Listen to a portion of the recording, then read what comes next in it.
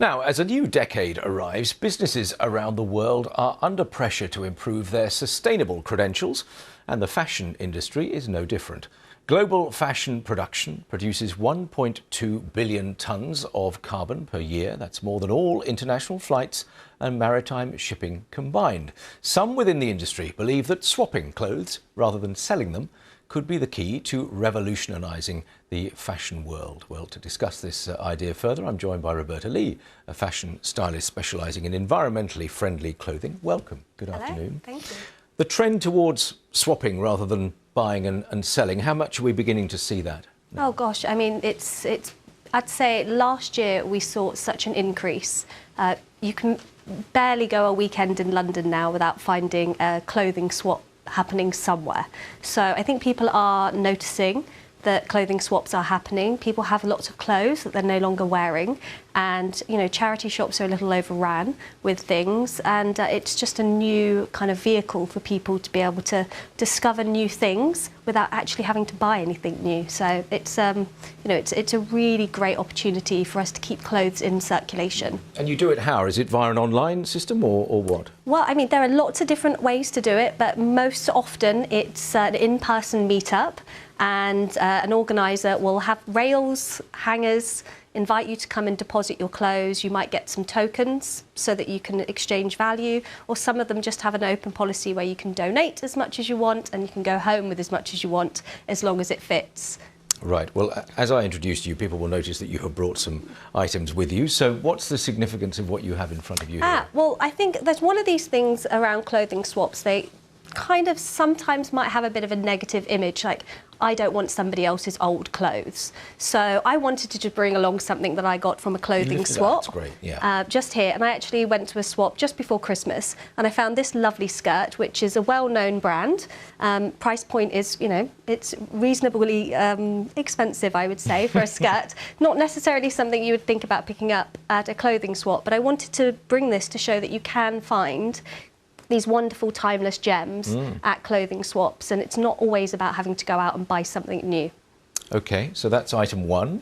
What's next on the table? So next on the table, well, sometimes there is a need to buy something new, and this is a great example of when, as a stylist, I suggest investing in something that's good quality. This is a 100% white organic t-shirt.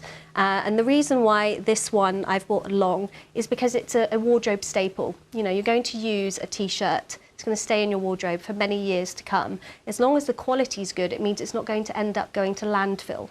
So it's about thinking about when is the right time to pick up the bargains doing those clothing swaps.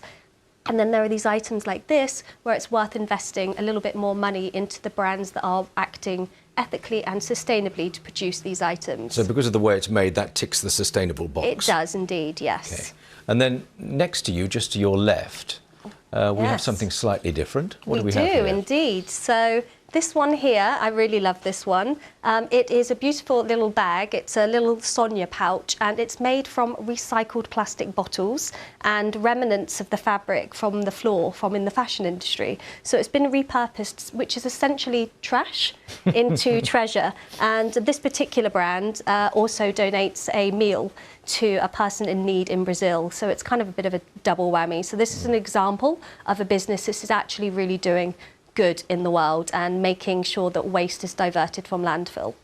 I'm sure most people watching are thinking that's all great, that's all laudable, we like all that. Do we have to make a bit of an extra effort to find it, and does that then put some people off?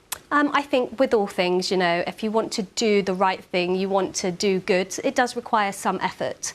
There's like a 67% increase in people searching for sustainable fashion, according to List, which is the fashion website. I myself, I run Ethical Brand Directory, which is a resource which actually makes it easier for people to find the brands that are doing the right thing.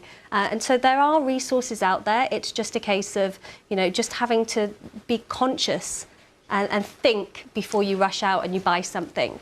And in terms of what you wear, you obviously are following a lot of what we've just been talking about. Absolutely. I try to practice what I preach, but I'm also quite balanced in the respect that there isn't absolutely everything that you need available, is accessible at a moment's need. So, you know, you have to kind of get this balanced approach. So for me, for example, I'm wearing vintage leather right now. And some people might argue that, you know, wearing leather, it's not very ethical or sustainable. Yes. But vintage leather, however, you know, that's already in circulation.